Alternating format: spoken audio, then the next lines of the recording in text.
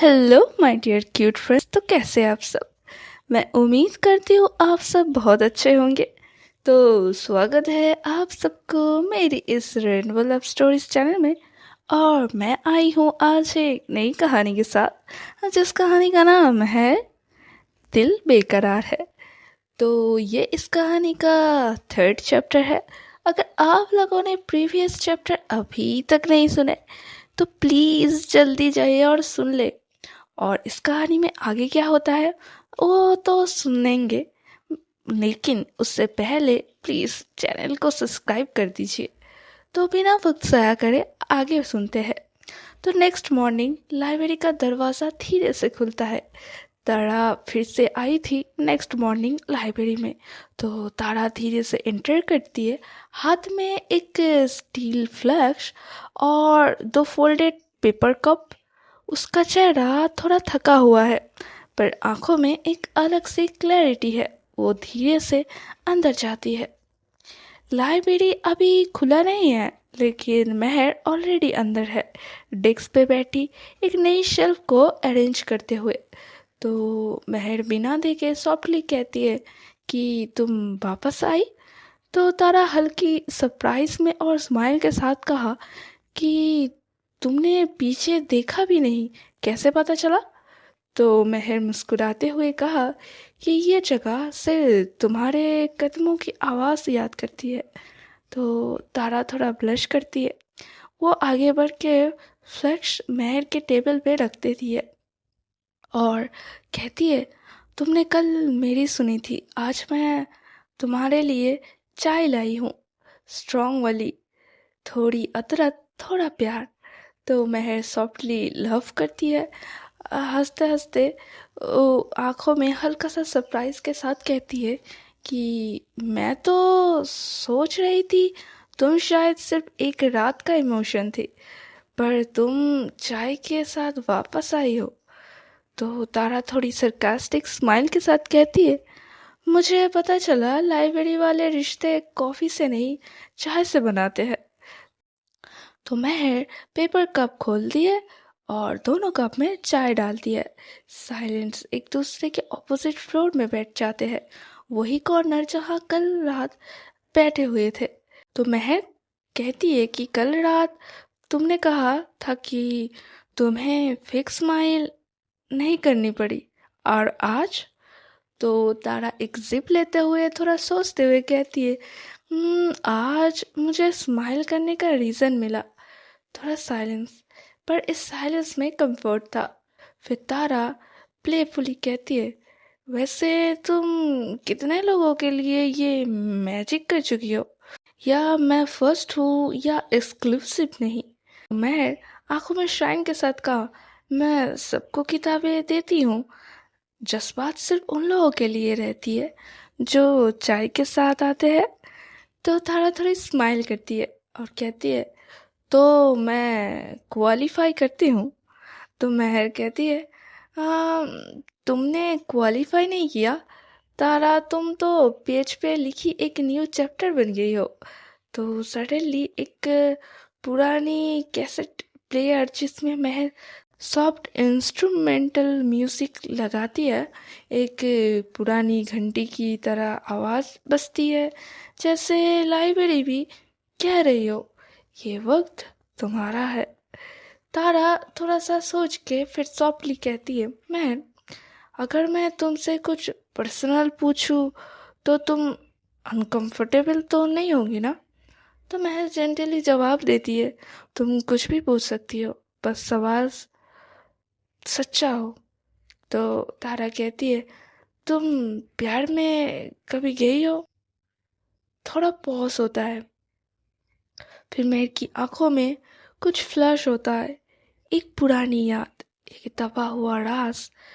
तो महर स्लोली कहती है, एक बार एक लड़की थी, उसने उसने मुझे दिखाया था कि मैं भी महसूस कर सकती हूँ, लेकिन वो सिर्फ थोड़े वक्त के लिए आई थी। मैं रुकी नहीं, उसने दुनिया चुनी, मैं लाइब्रेरी। तारा कहती है, और अब? तो महर आंखों में ऑनेस्ट के साथ कहती है, विदाउट फियर। अब मैं भागना नहीं चाहती। अगर कोई रुकना चाहे तो मैं उसके साथ रहूंगी। एक सेकंड के लिए तारा कुछ नहीं कहती। फिर क्वाइटली वो अपनी चाय की कप महर की कप से लाइटली क्लिक कर देती है। तो ये एक नया चैप्टर है, हाँ? तो महर डीपली स्माइल के साथ कहती है, नया और अपना। तो ऐसे ही हफ्ते बीत जाते हैं उस लाइब्रेरी में। और अब तो तारा उस लाइब्रेरी की रेगुलर विजिटर बन गई है। हर सुबह एक फ्लक्स चाय के साथ आती है, कभी एक बुक पढ़ती है, कभी सिर्फ खामोशी में बैठी है महर के साथ। उन दोनों के बीच अब एक सिलसिला बन गया है, बिना डिफाइन किए हुए। उस दिन महर एक पुरानी शेल्फ के डस्टिंग में लगी होती है। तारा बुक शेल्फ के बीच में रैंडमली एक सेक्शन एक्सप्लोर कर रही होती है, जहाँ पर्सनल डू नॉट टच का एक फेडेड स्टिकर लगा होता है। तो तारा सबली कहते हैं, क्यूरियस नाउ।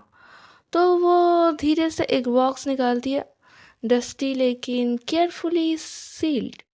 बॉक्स खोलती है तो उसमें एक पुरानी डायरी होती है, कवर लेदर का, थोड़ा पुराना पर केयरफुली मेंटेन। तारा उसे उठाकर डस्ट करते हुए देखती है। कवर पर लिखा होता है, एम खन्ना, नोट्स नोटबुक्स।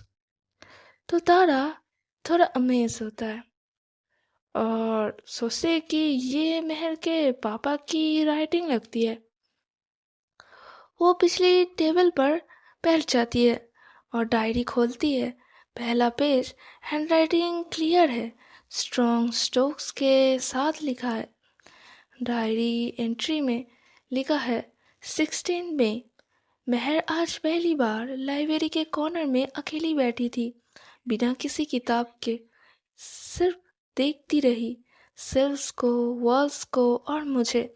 शायद समझने की कोशिश कर रही थी ये जगह क्या है। शायद एक दिन ये जगह उसके लिए घर बन जाएगा।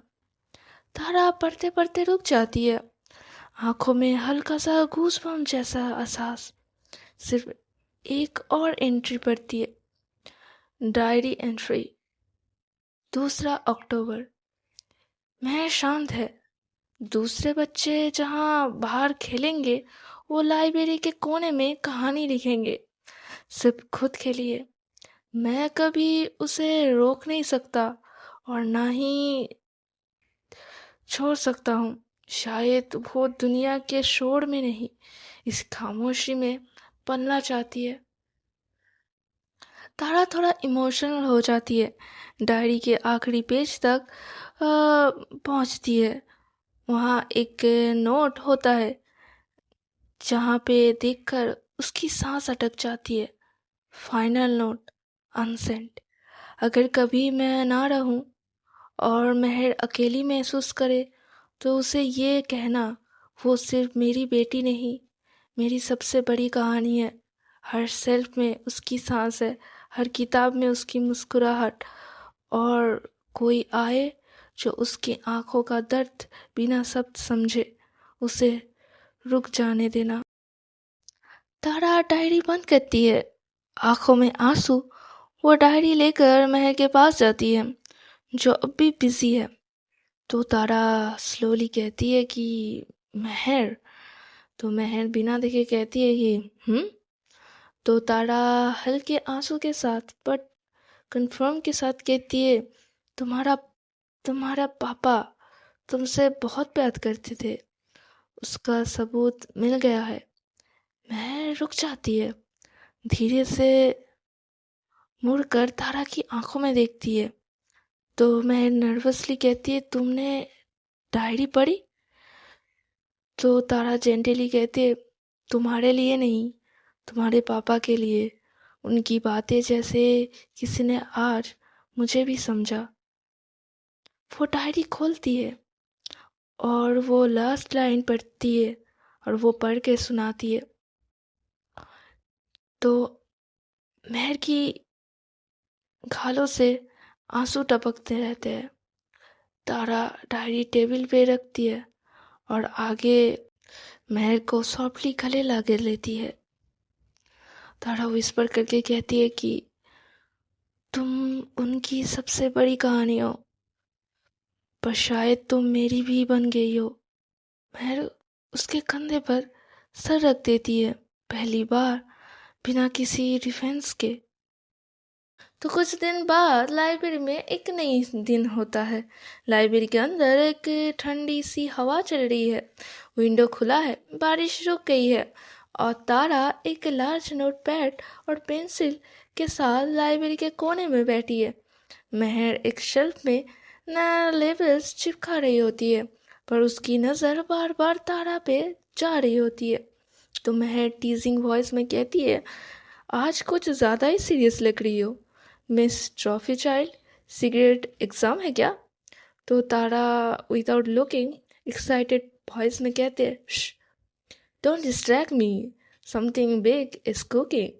तो महर वर्क करते हुए उसके पास आती है, तो कहती है, क्या बना रही हो? न्यू बुक शेल्फ डिज़ाइन या कोई शादी का डेकोरेट प्लान? तो तारा अब उसकी तरफ देखते हुए आंखों में चमक के साथ कहती है, लाइब्रेरी विद अ ट्विस्ट। तो महर कंफ्यूज होती है, लाइब्रेरी वो विद अ ट्विस्ट क्या मतलब? तो तारा नोटपैड महर के सामने रखती है, एक बेसिक स्केच जिसमें सेल्फ के बीच में एक कोजी सीटिंग है और एक साइड में स्मॉल कैफे काउंटर और एक कॉर्नर में साइलेंट कन्वर्सेशन टेबल। ये सिर्फ बुक्स की जगह नहीं है महर, ये लोगों के दिलों का शेल्टर बन सकता है। इमेजिन करो एक लाइब्रेरी कैफ़े जहाँ लोग सोशल मीडिया से भागकर असली कहानियाँ पढ़ेंगे, जहाँ कॉफ़ी के साथ कन्वर्सेशन हो, जहाँ तुम जैसे लोग और मैं जैसे लोग दिल खोल सकते हैं। तो महर डायरी बंद करती है, आंखों में इमोशनल सा सरप्राइज होता है। तारा ये आइडिया तो तारा एक्साइटेड होके कहती है कि मैं सच में सोच रही हूँ, small lighting, wet and floor touch, book sharing system, local artist के लिए एक बुलेट वॉल, नाम सोचा है कहानियाँ एंड कॉफ़िया। तो मैं स्लोली स्माइल करती है, तुम लाइब्रेरी को सिर्फ रिवाइव नहीं कर रही, तुम मुझे भी वापस जिंदा कर रही हो। तो तारा कहती है, मैं सिर्फ उस जगह को जीने लायक बना रही हूँ जहाँ मेरी खुद की ज़िंदगी दोबारा शुरू हुई है। तो महर तारा के साथ स्केच देखने लगती है, उनकी कंधे एक दूसरे से लगा जाते हैं बिना किसी हेजिटेशन के। तो महर कहती है, मुझे अब तक लाइब्रेरी सिर्फ एक यादें बस्ती लगती थी, पर अब तुम्हारी स्केच में वो यादें जिंदा हो रही है। तुम्हारे दिमाग में तो एक पूरी दुनिया है तारा। तो तारा स्माइल के साथ कहती है, तुम मेरी पहली रीडर हो, पार्टनर भी बनोगी ना? तो मैं थोड़ी ब्लश करती है और इधर उधर देखने लगती है, कहती है, मैं सेल्फ अरेंज करने जा रही हूँ, तुम अपना ख्याल ही पकाओ बनाओ। तो ऐसे ही सब कुछ तैयारी शुरू हो जाती है और फिर महर के दिमाग में एक सवाल आता है कि तारा, ये सब करना इतना पॉसिबल और इजी नहीं होगा, इतना फंड कौन देगा हम लोगों को, इतने पैसे तो है ही नहीं मेरे पास। तारा कहती है, तुम फिक्र क्यों करती हो, मैं हूं ना, मैं सब कुछ अरेंज कर लूँगी। तो महर कहती है, कैसे करोगी? तो तारा कहती है, तुम मुझ पर छोड़ दो डार्लिंग, जब मैंने कह दिया कि मैं कर लूँगी तो तुम बिना कुछ सोचे निश्चिंत होके सारे काम मुझ पर छोड़ दो। तो महर कहती है, अरे अरे, सारे काम तुम पर कैसे छोड़ सकती हूँ, ये लाइब्रेरी मेरी है, जिम्मेदारी भी मैं ही उठाऊंगी। तो तारा थोड़ी टीजिंग में कहती है कि अब तुम ही मेरी सबसे बड़ी जिम्मेदारी हो। हाँ, मेरा मतलब तुम्हारी जिम्मेदारी मेरी जिम्मेदारी, तो तुम बेफिक्र होके सब कुछ मेरे ऊपर छोड़ दो ना, रिलैक्स करो, जाओ तुम सेल्फ अरेंज करो, मैं देखती हूँ। तो मैं थोड़ा ब्लश करती है और चली जाती है सेल्फ अरेंज करने। और उसके बाद क्या क्या वो लोग डिफ़िकल्टीज फेस करते हैं वो तो नेक्स्ट चैप्टर में पता चलेगा। तो तब तक के लिए बाय बाय, मिलते हैं नेक्स्ट चैप्टर में।